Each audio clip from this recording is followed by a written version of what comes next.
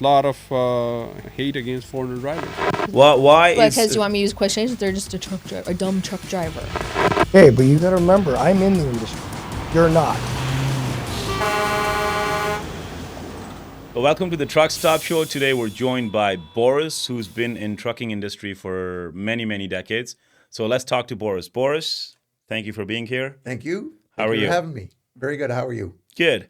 So Borris, tell us about yourself and your relation to trucking. Well, my relationship to trucking, I was a dispatcher, now retired. Dispatcher for 42 years. I was involved with various modes of transportation, those being general freight, fuel, and chemical. Okay, what's general freight? General freight is the largest sector of the trucking industry. Whatever you are purchasing, majority of goods that will receive is known as general freight. Did you enjoy what you did in your life, Borris? Absolutely. Is this the only thing you ever did? It was. So what was the initial plan to become, and how did you land in this trade? So initially, when I first started way back in 1976, so as you can tell, I'm an old guy. I worked for a company and I started as a local driver. And opportunity came along to become a traffic supervisor. So this was a privately held company. They had their own fleet of trucks. And I joined up with the traffic manager and I learned the ropes of trucking. That gentleman left and I became the traffic manager and that got the ball rolling. So is this true to say it was accidental? Yes, I would say so. It wasn't planned. No, not So at all. No. Did you know anything about trucks before you got into this? No. So, like, you just have this job and you were just basically accidentally, let's say I'm going to use the word, were in trucking. Right. And from there, I learned everything through all the companies I've worked for. Rest. Right. And mainly you were in dispatching, right? Yeah. So, Boris, what does a dispatcher do? A dispatcher is prime. The prime focus of a dispatcher is to organize the trucks, organize or meeting the customer's needs, and meeting the needs of the employees that you work with. And basically, it's moving freight, whatever the freight is, from A to B, Right. and organizing all that. So, do you deal with the drivers or the customers? I deal with them all. Right. So there's external customers, and then there's internal customers. The way I've always looked. So external customers is customers where I'm going to send a truck to pick up freight. There are, in some situations, I provided trucks to another branch. So those are all external customers. Internal customers are people that I work with within my organization. That would be drivers, of course, being one, uh, other supervisors, managers at the particular branches that I worked at, and all the rest. Those were all internal customers. The bottom line was to satisfy everybody. Right. So, Boris, what is a good dispatcher? Like, what does it take to become a good dispatcher in trucking industry? Well, knowledge, of course, a lot of knowledge, geographical knowledge, because you're the one who's going to send that truck wherever it's going to go. So a good sense of geography is important. Human relation skills, because you're dealing with people, being fair, and you want to create a good atmosphere, good camaraderie, because if I can't get a driver to do and meet my needs, then my external customers are going to hurt. And at the same time, the internal customer, being that driver, is going to hurt because he's not happy. He's not a happy person. And yeah, okay, he might do the job begrudgingly, but you don't want that. You don't want that. You want somebody who wants to do the job because they enjoy driving, they enjoy going to that area. They it's it's um it's a relationship. It's a relationship that you have to develop. Is it an easy job though?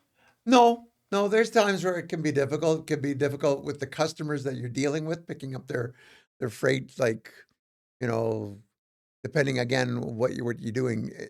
For example, in general freight, we have trucks that are run locally. They pick up the freight, bring it back to the terminal. It's loaded onto a line haul trailer, and it goes to the whatever city it's destined for. And again, it's distributed there. If you have a customer where you're going to their facility pick up and that load isn't ready, now we've got a little bit of an issue because now you've got a driver who's, because of various factors such as hours of service and what time he started that day, and all the rest, is it impeding on how many hours he's got available to drive? And there's just so many factors that has to be taken into consideration. And if anything falls, on the wayside, it affects everything. It'll affect that load getting delivered on time, and there are a number of factors that has to be considered as a dispatcher, and you have to work in a way that it's a satisfactory condition. So, Boris, when you get a load from the customer, how do you put it together? What's the process of your job to get that load and give it to the driver? And then, like, how does that process look like? Well, by knowing your driver pool, you've got drivers that want to do long distance work strictly. You've got drivers that want to do local work strictly. You've got drivers who want to do in between, like, they want to be home every night so they can go 300 miles, a 300-mile radius. They're going to get there and back. So it's matching that driver with that load. Right. And Boris, so you've been doing this since late 70s, right? Yeah. So you've probably seen trucking develop, flourish, ups and downs. So if you were to put that in a few sentences, how would you do that? Even technology that jumped in and changed the whole world, pretty much, right? Well, back then it was all paper logs and all the rest of the stuff. I remember at the one company I worked with, we didn't even have computers. We had a wall that was probably, I would say at least 15 feet long, and on it were all these racks, and each rack was a branch that we serviced. So these are branches all throughout Southern Ontario. And we had cards. We had different colored cards. One color was a tractor, one color was a driver, one color was the trader. And you just move those cards around and you write down the date that trader, that driver, that card, that tractor was used, and all the rest, and where it went. And that's back then. And then computers came in, and even back then when computers came in, the dispatch software was very immature. But now today it's there's still some quirks in it, but it's a lot easier to dispatch with the computerizing dispatch. Uh, Back then, hours of service wasn't a big thing, but then that gradually grew because of course, accidents that have happened in the past and all the rest of the stuff, and also the number of hours that drivers would work. I've heard stories of drivers that worked 100 hours in a week, and like driving for 100 hours in a week. And that's not right because Yeah, it's that's beyond just human capacity. exactly Yeah. it. So, and like I say, back then, hours of service wasn't a great thing until it came on, and now we're into electronic hours of service, which is a very beneficial thing, primarily for safety, primarily because You don't want a tired truck driver going down the road with a loaded trailer, and something happens and there's a catastrophe or whatever. People get hurt, people get killed, and you just don't need that. Don't need that today. And you know, safety is an important factor in anything we do in life, right? You know, I think at home, you don't go down the stairs at night without putting on the light, right? Right. So are you saying that you remember the time when logbooks did not exist at all? Logbooks were there, yes. Right. They've always had logbooks. It's just that the hours of service wasn't monitored as closely as. So you've seen this being mandatory and more audited and all that stuff Yes, happening right in yes, front of your eyes. right. Right. And then and then of course you've seen the e-logs too, right? Yep. Right. So Boris, not just on the hours of service perspective, do you think trucking is better now than it was back then? I'd say so. So explain me how. The safety that is involved in the trailers, the tractors, um, the e-logs for hours of service. Um, I would say that's the biggest thing that has improved in The maintenance? maintenance. Yeah, yeah. Most fleets are maintained well. Even back then? Yeah, back then. Yeah. Well, again, safety was important back then too. And maintenance was an important factor. You want your truck to be safe, going down the road. Again, back then, were there as many scales that you would see on the highway? Probably not, but they were there. But now, it's more important to ensure that the truck that's going down the road mechanically is sound, and the driver also knows that it's mechanically sound, and that when he goes to a scale, he knows how to, deal with anything that may occur. Like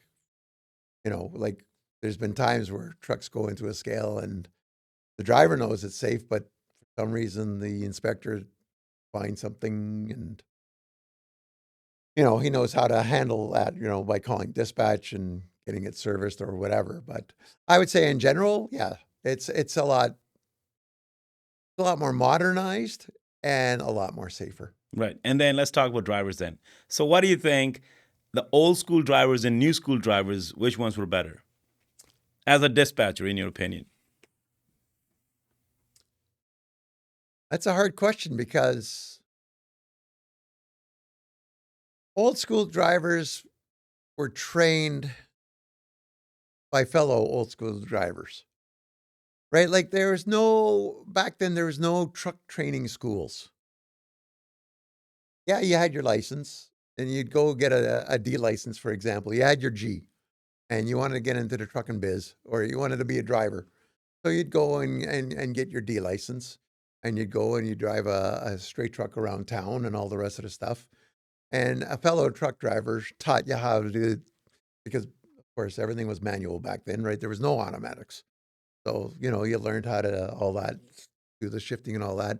Then gradually you'd be moved into a tractor and learn how to do that, how to pull a trailer and all the rest, empty, loaded, and how to work with that. And then that was basically the way you were taught back then. Today, with the opportunities that are out there of the trucking schools, um,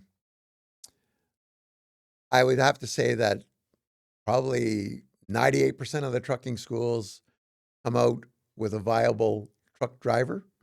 They make the effort to cover all the bases for that driver so that he can go on the road and do a great job in a safe environment. So do you know this is not a popular opinion? Like you'll probably notice on the social media, there's a lot of hate for truck driving schools. Or every time there's an accident, the schools get blamed, and for some reason, trucking companies never get the blame. Perhaps an average person doesn't know how the system works. But you see, trucking companies also train. They, there's guys who they have experience or they have no experience, and they come and hook up with a transport company, and they're trained. So, as an example, nobody can walk off the street and become a field driver. As long as you're legally licensed to haul a tractor trailer, once you join a fuel hauling transport company, you've got 8 weeks of training with a driver trainer, and also you've got studying to do because there's a certain certificate you need to get to haul fuel. So it's and that's done within the company. It's not, well, you have to go to this specific school, and there is no school for handling that commodity. You could say the same thing for chemical. It's the company itself that is teaching that driver to haul that product. Truck driving schools give you the basics of driving a tractor trailer. Now, some schools might specialize, bring in, for example, instead of just hauling a dry van, hauling a tank trailer or hauling a set of trains or whatever. And those schools, I think, are few and far between. Uh, and that's why that negative impact is there, is because those schools are just basically giving you the basics. And again, it depends on that school and where that school, like which road they want to do. Do they want to provide a fully trained truck driver that can go anywhere, or do they just want to provide a guy that can basically do just one job, and then he goes on his own to learn whatever he needs to learn? So, Boris, how much role does the dispatcher play in the safety of a load being delivered on time and safely, of course? Well, working hand in hand with the shop at the branch to ensure that the trailers are all safe. Working hand in hand with the driver to make sure that he is comfortable and satisfied that the trailer, the load, and everything is loaded properly, and the trailer's in mechanical shape and all the rest to go down the road. Those are the factors that make the delivery a lot easier. Sure, you go down the road and something happens, and you need to, you know, call a mechanic out because of a breakdown with the trailer. Or fortunately, I've I can't say that. Uh, I've been involved in only a few minor to medium situations where there was, like product lost, or, like a rollover or something like that. I haven't really dealt with a serious rollover or anything like that, but that happens. And again, you have to be quite on the ball of how to handle that, depending again on the commodity. A dry van rolling over, well, yeah, like you can have the freight coming out of the roof and all over the highway and all the rest of the stuff. A vehicle hauling a liquid product, that can be a little more tricky depending on where it leaks and all the rest of the stuff. If it leaks into, as an example, into a river or something like that, you've got some serious issues. But again, I haven't had to deal with that too much. And yet we've all heard about it. We've all seen the pictures on the news and all the rest of the stuff. But in general, uh, to satisfy a customer, once the product leaves the customer, it's in our hands. In our hands, and it's our responsibility to get it to their customer safely and efficiently. Do dispatchers? Okay, this is the common criticism. Do dispatchers actually push drivers to do unsafe things? That might have happened to other people. I'd say that that's a safe assumption. I'm sure that there have been some dispatchers that have done that. I have never done that. There's there's no reason for that. There's no reason to push somebody that way. But do dispatchers do it? Do you know of dispatchers that have done it?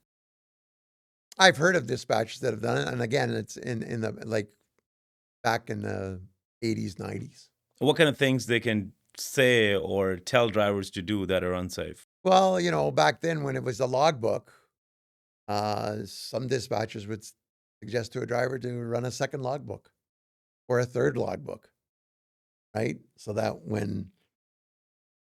if they're pulled over by the police or they go through a scale, oh yeah, I've only been on the road 2 hours, but he's been on the road 10 hours and stuff like that. And that happened. That happened. And that's, of course, now all eliminated with E-log, because as soon as the truck moves, it's recording and stuff like that. So in general, yeah, there's probably been a few dispatchers that have been a little despicable, crooked, whatever you want to call them. But in general, I think dispatchers have developed an environment where it's you want to develop an environment where you are fair to the customer, fair to your driver, and fair to yourself, because you don't want anything to happen. You don't want, you like, I was on call with one company 24/7 for 6 years. And one thing I always dreaded was a phone call in the middle of the night. And because usually a phone call in the middle of the night means an accident. Right. And what I learned from all my years of dispatching was the more information I can give a driver, the better for him, better for me, because he's not going to call me. He's going to do his job efficiently, and that's what I want from a driver. Bruce, what's the worst call you ever heard? I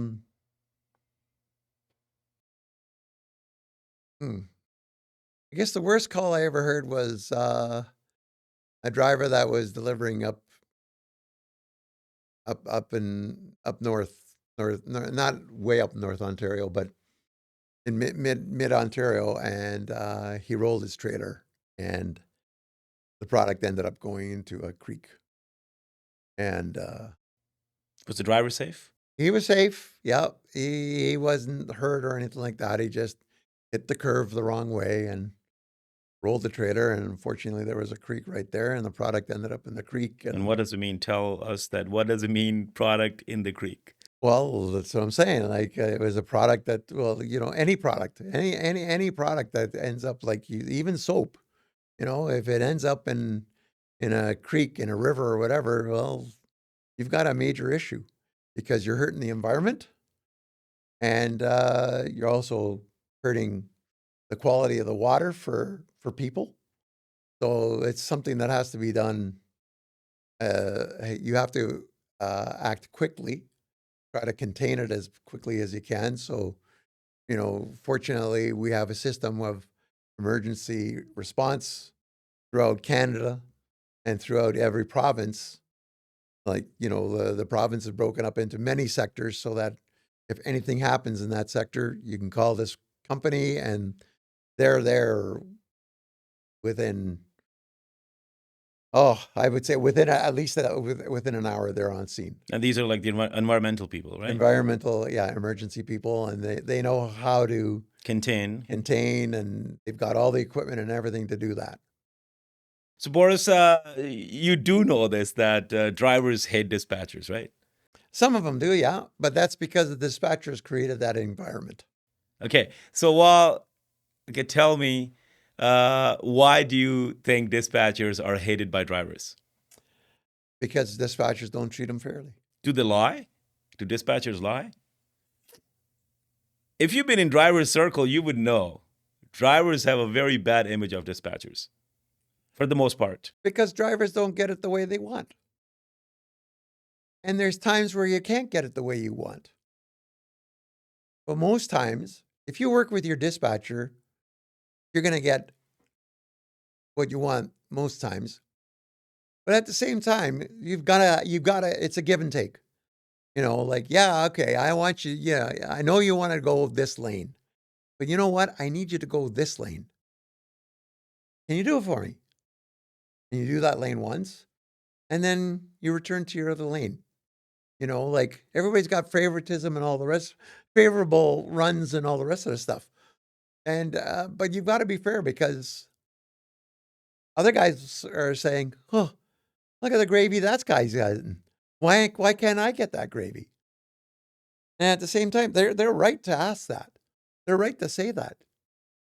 And some dispatchers will constantly put certain drivers on certain ways, certain loads, whatever, and it creates a negative atmosphere. So how do you handle a difficult situation where you're trying to tell a driver to go a certain way, and he's like, well, he or she goes, I don't do that, or I don't want to do that. Give me something else. Well, if it comes to a push to shove and they don't want to do it, then fine. Uh, you have to go down to the next driver, and the bottom line is getting the load covered somehow. You can't have a load sit; got to be covered somehow. So, you talk to other drivers, and they'll come through for you and do it. The driver that doesn't want to go, well, I would take a few minutes just to talk to him to say, hey, I know you like to do it this way, but I need you on occasion to go this way. So at And any situation, do you get the management involved? I never did. I never did because to get management involved is basically saying you're a crappy dispatcher. Really, when you think about it. Like, then if you're getting management involved, why have a dispatcher and have the manager just dispatch it, right? Fair, yeah. Now, if there's if the driver is becoming unruly or something like that, okay, now you got to get a manager involved because I remember I had one driver who came in and he complained in the office very loudly about load that he got or something like that, and that was wrong. That was wrong. So I took him to the side. I took him outside, as a matter of fact, and I talked to him and I said, "Listen, you can't do that. You can't treat me like that. That's not right. That's not fair to me. It's not fair to you. Don't treat me like that in front of others." So, again, the relationship between a dispatcher and a driver is an important one. And again, it's up to the dispatcher to create that relationship. Drivers have all kinds of things in their minds. They've got family, they've got payments, they've got, you know, they've got a truck that they have to keep running. There's all kinds of factors that affect the driver. And you want a dispatcher that is going to work with them. But at the same time, that driver has to work with the dispatcher. Right. So, have you ever had somebody hang up on you? Or just be like, I quit? Um, no, not really. No, not really. Not in all the years that I've had a few arguments with drivers. Yeah, that's happened, but not anybody that's like if they're gonna quit, they're gonna go to the manager and say I quit. They won't say it to me. So, backhaul is a huge thing in trucking. I do know this. So, is that probably the most hot topic between the driver and the dispatcher?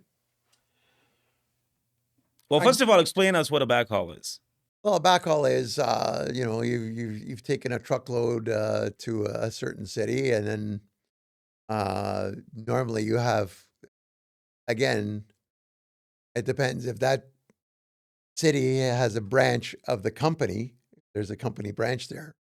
They will work on getting a backhaul, but there are also situations where um, you have freight brokers throughout North America, and they have loads available.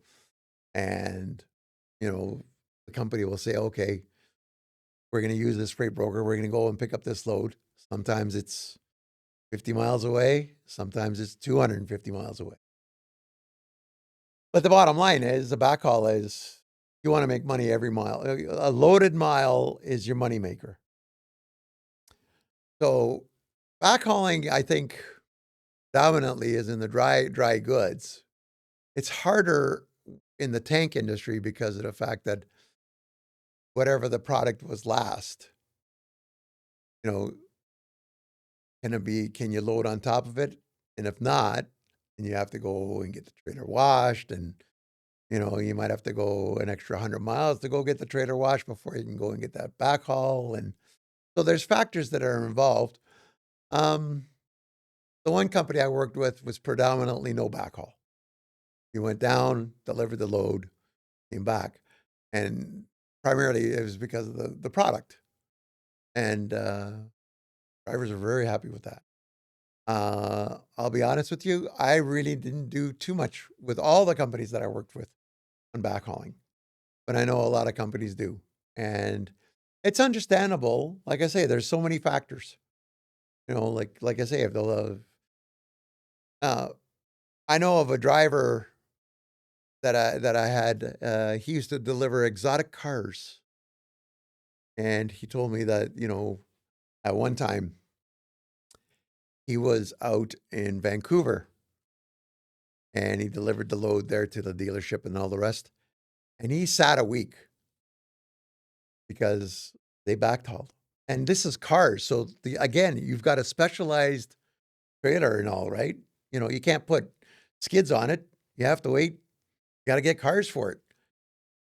And you could rightfully understand that the driver was a little bit miffed because he's sitting there, he's not getting paid, but yet he can't come back empty. And that's a situation that really is not fair. And I think that has changed since. I think some compensation is now given to drivers in a situation like that. But in general, backhauling, yeah, it's a sticky wicket. Boris, at any point throughout your career, did you ever think that I should go get a license, become a driver? Me? Yeah. No, Why not? I didn't want to do it. I like doing what I was doing. So that was never an option to become a driver. No, Do you think trucking is a good trade to get into I think so. now or back then? Both, Why? because we need it. We need the trucking industry. Well, that's being selfish. We need it, but is it good for people to get into, or younger people? Yes, it is. Yes, it is. Explain me how. Well, we've got to keep the freight moving. We've got it. There's, like I say, 99% of whatever has to be is being moved by truck. No, but is it a good trade in terms of money, lifestyle, and just the trade itself? Money, I believe it is good now. It was poorer back then, but it's changed. Provincial and federal regulations have from the labor have improved money and all the rest of the stuff.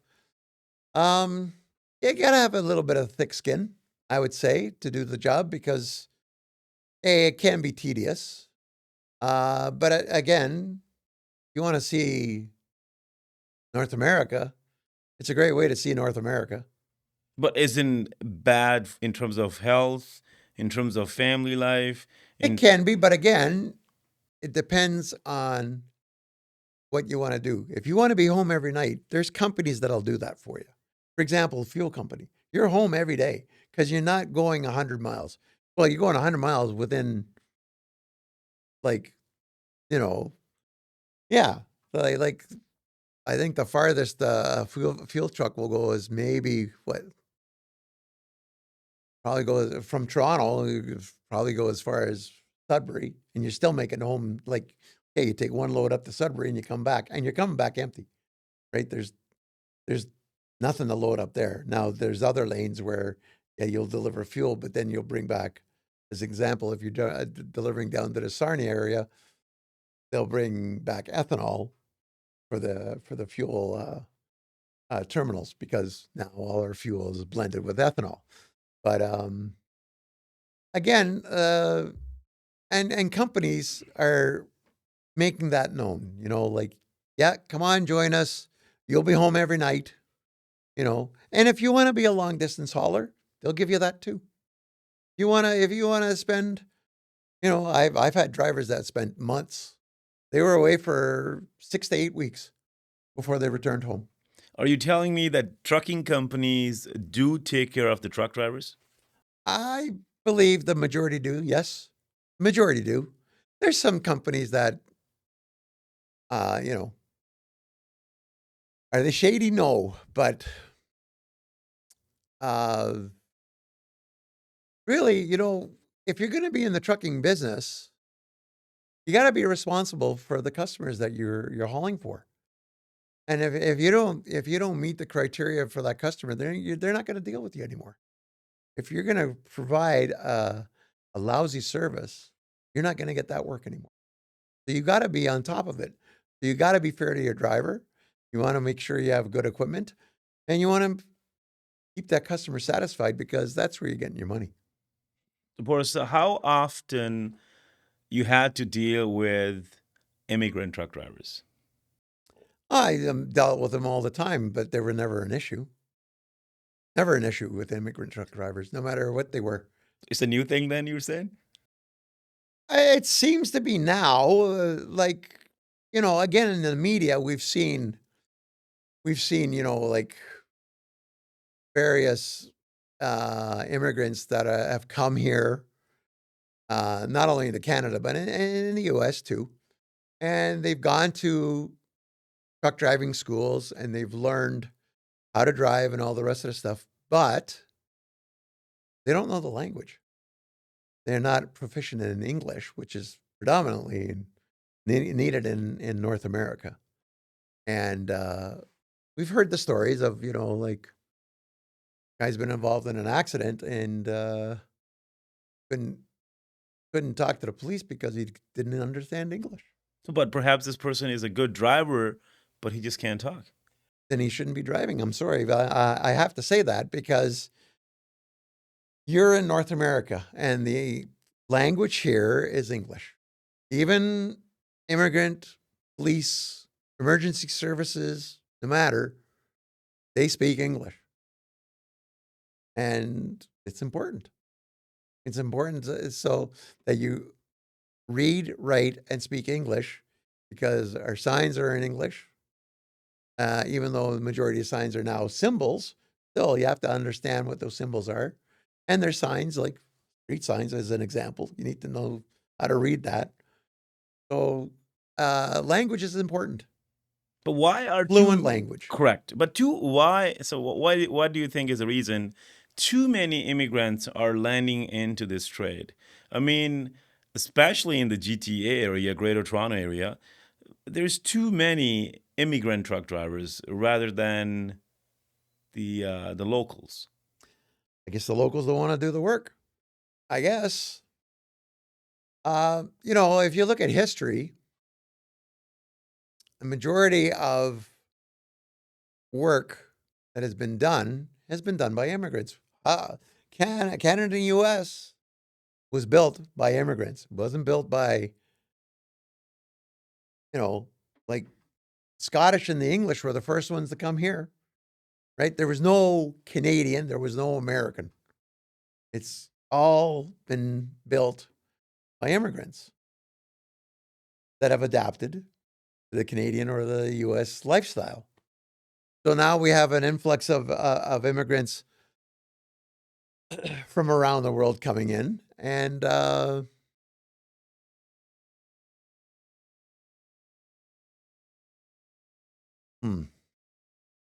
why is there such an influx, or why is like I guess another issue is I'd say that the media is focusing on events that are that they really what's the word I'm thinking about? They exploit, you know.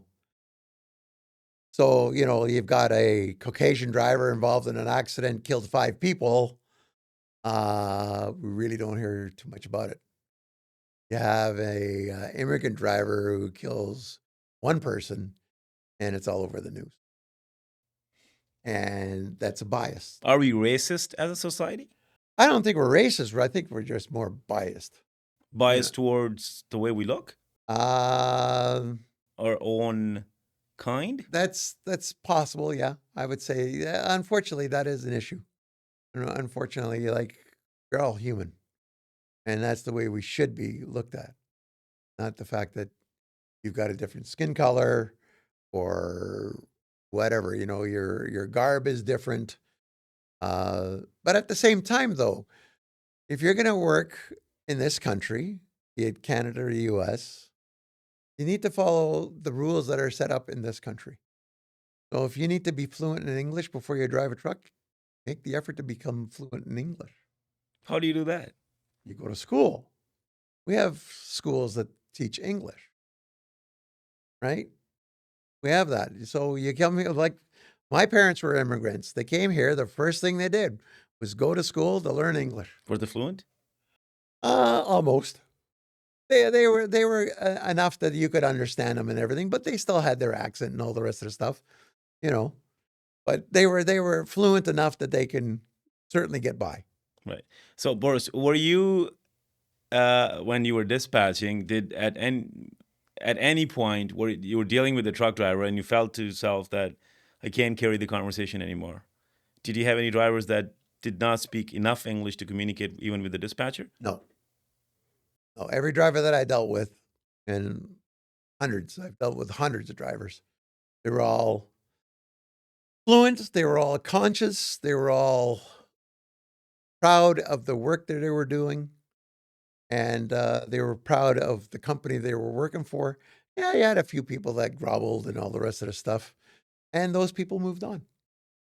Boris, how do you become a good truck driver? I mean, on the dispatcher's perspective, how do you explain a good truck driver? A good truck driver is a person that is well aware of the equipment they're driving.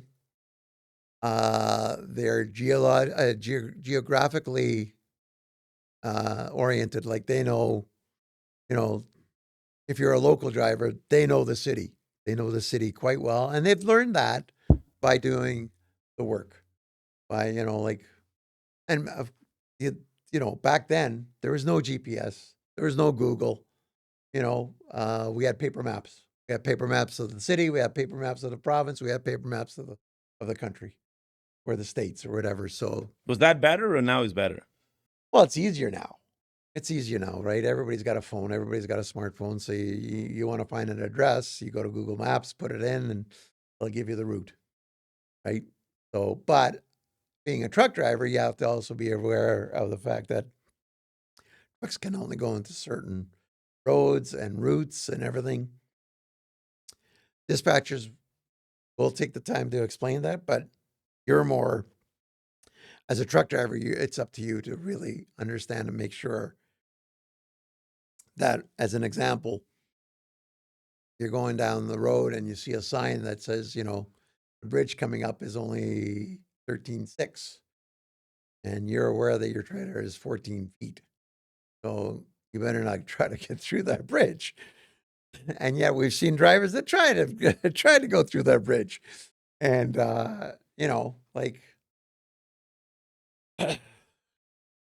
they do that, and you turn to them and you say, well marked. Why did you do that?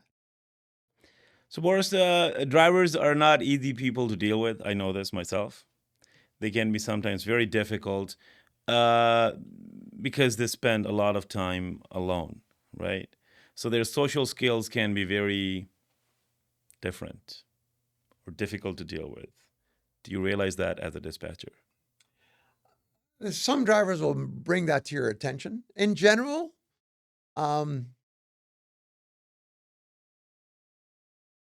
until the last company that I worked for, the drivers I was dealing with were all drivers that were either home every night, or if not, they were home the next day.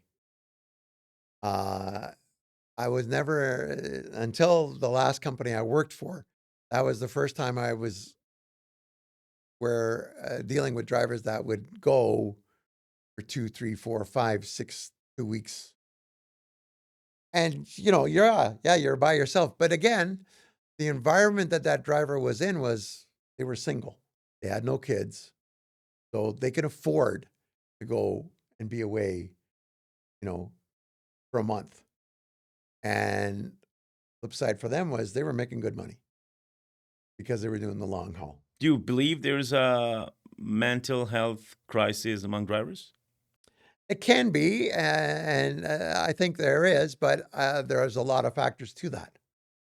Uh, well, if the situation at home isn't great, that will be a burden on a driver, and they'll carry that burden to work. Um, does trucking create that situation from a mental standpoint? I don't think so. I don't think so. I think a driver who is, his home is, bills are being paid and all the rest of the stuff, they earnestly look forward to coming into work and doing their job because they know that they're getting paid well, and like I say, they get to come home every night and take their kids to soccer or whatever, and they get to spend time with their families on the weekends. They get to spend time. So again, it's more of a social and cultural thing, I think. Uh, and when you bring those factors, if something is bothering you, you bring that to work, it it makes your life difficult. And at the same time, you don't want a disgruntled driver going to a customer. You don't want a disgruntled driver, with the dispatcher. And like life, you got to look at life being fair. Like, and life is not fair.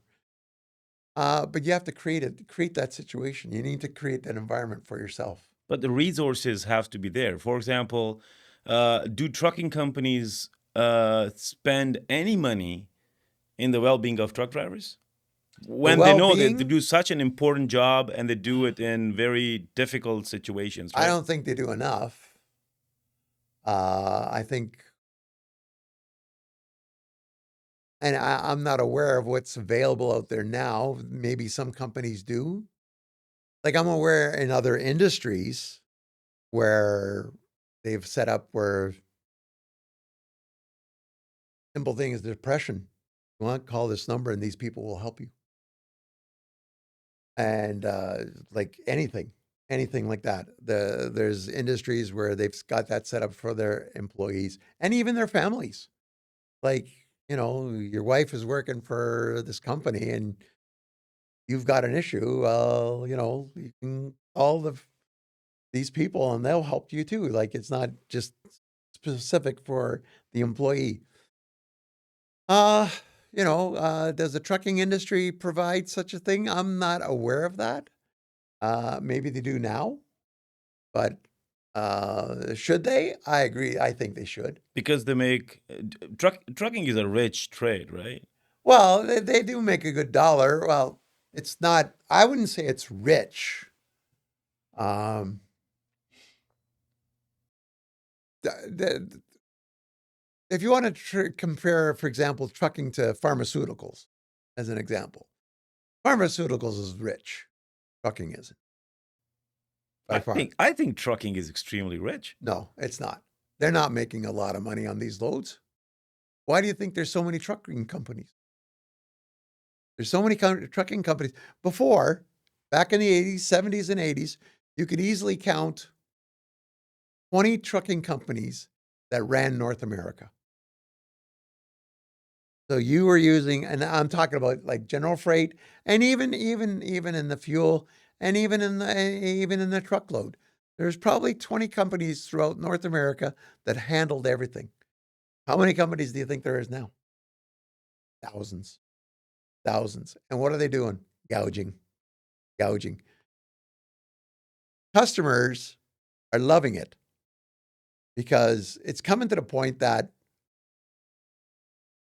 it's almost costing the customer nothing to ship their stuff. Like rates have come down so much. Is it just now or it's been happening for a while? I would say probably since, well, let me see. The trucking industry was regulated, I think, until the middle 80s, and the deregulation came along, and then anybody could start up a company and and compete for whatever sector of the trucking industry you wanted to get into. So, like I say, yeah, I think the rates are cutthroat, and I think it's difficult to run a trucking company now. You know, you've got a lot of expenses. You've got a trucking company owns all the trailers. They've got to maintain those trailers, so you need a shop. You've got all the drivers, the dispatchers, the administration, right? There's more beside the dispatcher. There's your safety. You've got your people to do your billing and all the rest of the stuff, and get the money back into your coffers and all the rest of the stuff.